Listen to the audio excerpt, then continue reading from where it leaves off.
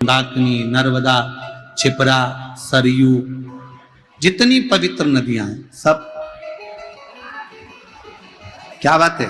शंकर भगवान ने पूछा क्या चाहते हो? विदा कर दिया, तिलक कर दिया, विदाई लेकर जाओ तुम अपने अपने गांव। सारी नदियां हाथ जोड़कर खड़ी हो गई शंकर जी के सामने। हम नहीं गए। मेरे भोले बाबा, जैसे आपने गंगा को अपने मस्तक पर रखा है,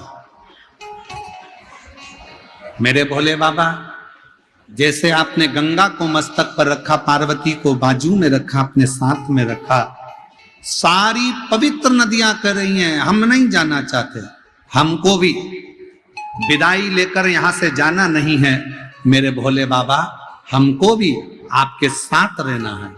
तो शंकर भगवान ने जितनी पवित्र नदियां थी उन सब नदियों को कह दिया, अगर तुम जाना नहीं चाहती हो मत जाओ।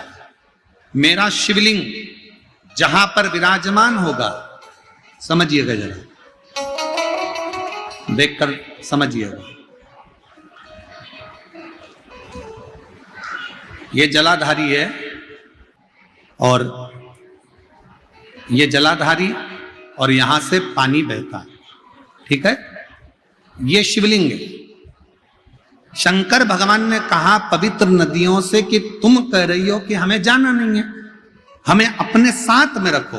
तो शंकर भगवान ने उनको वर दे दिया, मेरे शिवलिंग के ऊपर भाग से लेकर नीचे के भाग तक जो स्थान है, उस स्थान पर सभी पृथ्वी की जितनी नदियां हैं उन सब का स्थान मेरे उस शिवलिंग के भाग पर विराजमान रहे।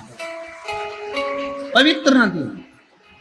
अब कई लोग कहते हैं गुरुजी शंकर जी पे जल चढ़ाकर पीने से बीमारियां चली जा रही है, शंकर जी पे जल चढ़ाकर आचमन करने से गठान गल जा रही है। ऐसा कैसे हो सकता है? उसका कारण केवल इतना है, जब हम शंकर भगवान पे जल चढ़ाते हैं, गंगा, यमुना, सरस्वती, कावेरी, नर्मदा सब जल चढ़ाते से पूरी नदियों का जल उस जल में आ जाता है।